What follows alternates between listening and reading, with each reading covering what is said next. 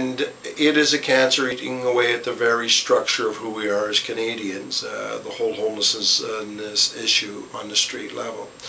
And I have never seen a time when more people are willing to sit at a table talking about it.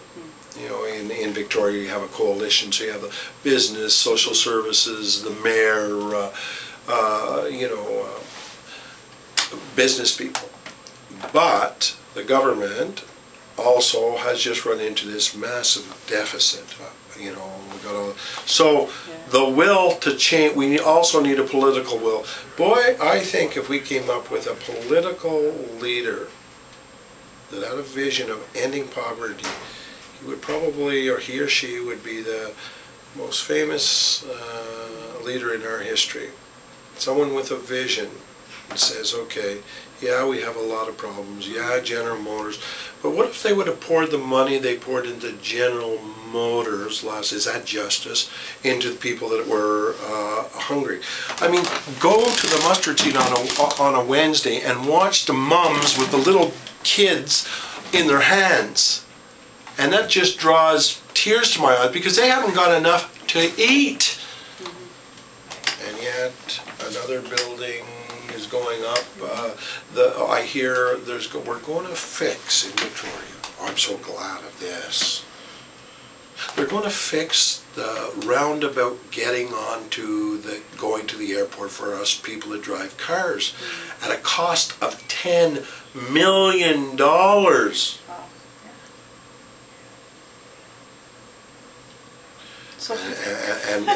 And moms will line up Wednesday to get a bag of macaroni. I have a question for you. How do you think, you say about political will, because I always ask myself these questions. I mean, I know it comes two ways. You know, you can create a legislation and that affects people. You know, you have to pick up after your dogs when they poop, and everyone groans and moans, and then they do it. Or people go, you know, groups of people, and they push. You know, they push for legislative change. You know, so there's that bottom up or top down. You talk about political will. Like, where does that come from? Like, how do you get?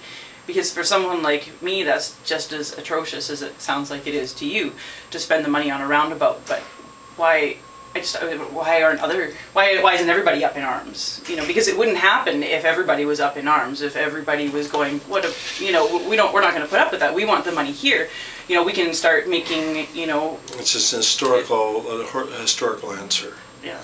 We formed our great country, Canada, under the understanding that our greatest resource was our people. Our forebears did that. From that understanding came Medicare, came welfare, came those things that we have in Canada. Oh, 20 years ago now, we moved to our most important thing in Canada is our economy, not people.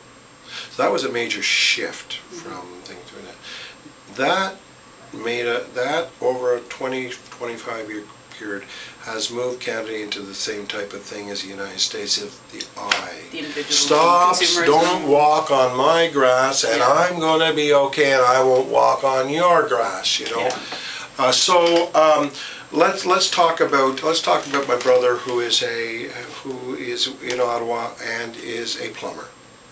Works hard, goes, and he's driving home, he sees a guy in the street and thinks, jeez, lazy, doesn't understand the issues, doesn't care about the issues, cares about going home and grabbing a bottle of beer and watching the game tonight. You know, so when you talk about people like yourself that have a social conscience and wonder, why in the world don't we do this? Because it will change our economic situation. It will, if we really do something major, we will pay for it. We're paying for it now, but we will pay for it. And we do not want to lose our place of privilege.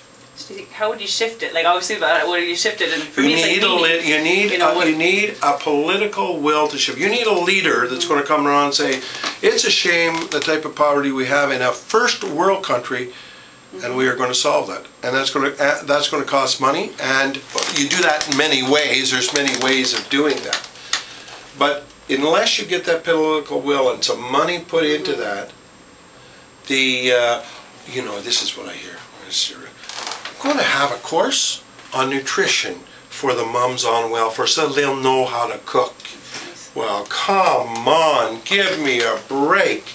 They know how to cook craft dinner because it's all they can damn well afford. They know how to do that. Thank you.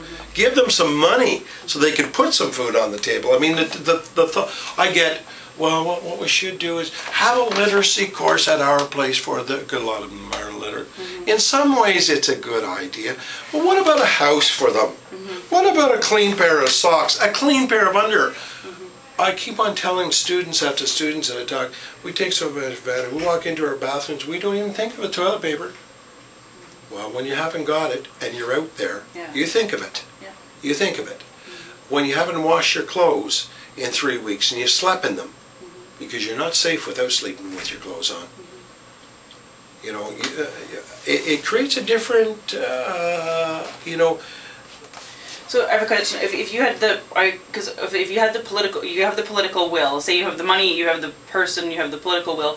How are you going to sell that to the people? And like I've been doing a lot of reading in different stuff, and anthropology and cultural things, and a lot about meaning, right? And what means right now its meaning is consumerism, it's individualism, it's this. How would you, with that political will, shift the meaning for people to be helping other people being meaningful rather than mowing your lawn and watching the game? Like how do you switch that? Smart politicians have done that over a lifetime. Right now, and there is a cry on poverty. So if politicians wanted to solve that, they'd talk to these groups. They'd be singing with these groups. They'd make these groups more available. There'd be more talk in public forums about poverty. What's going on in your community? What's going on now in our community from the government's issue is the economy. How do we solve this? And how many people in Canada really supported bailing out General Motors? You or I didn't have a say in it. Real strong government does it. Real democracy.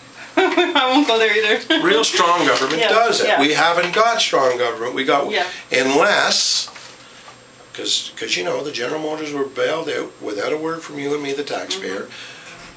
But General Motors was the wealthy. I mean, the top of General Motors. I'm not talking about the guys putting on the hubcap. I'm talking about the. So once again, is that justice or just us, the rich? It's just us, the rich.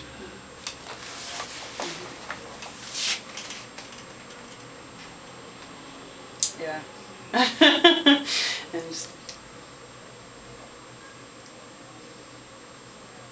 don't know how to I just don't know how to switch people like that.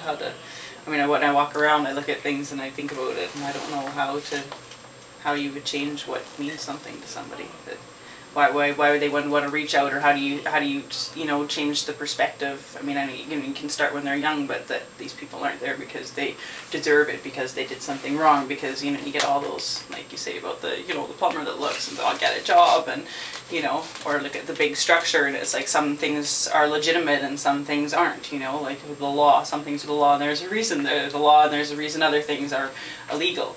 And we don't have a say in it. But I think that's a democratic issue too. We don't have a say in, free trade agreements that get signed. I read the legislative notes just for fun, and it's amazing the amount of things that get passed through Parliament and House of Commons that nobody knows, and we don't get asked any of it. And I go, wait a second, I'm Canadian. You're speaking for me, and you just did this and this and this, and I don't agree, and I was never consulted. So exactly. So yet, on areas of poverty, they'd say, well, how are people going to do that? And when I say a political will, I mean the will that you see every day when you read, if you read Hansard, where you see what's going on. That type of political will said, damn it, it's just going to happen. I was voted in to give leadership in this country, and that's the leadership I'm going to give. Okay, so here's a question. If it's political will, if it starts out there, but that's the problem with a lot of those Hansard reports too, is that you'll see, I've seen a bill, there's one bill introduced, it's on labeling genetically modified foods, right? But it's been introduced by an NDP member every single year since 1995. It's never passed first reading. And then, I saw one the other day on a free trade agreement with Bolivia, or, how corporations should act with human rights issues and environmental issues in, third world countries when they're mining. It managed to pass first reading, it passed by 5 votes. And I emailed my MP in the Yukon, and he said, yeah, I had to really push even just the Liberals for that. So that kind of thing, which is, ethics and fundamental justice, passed by 5 votes.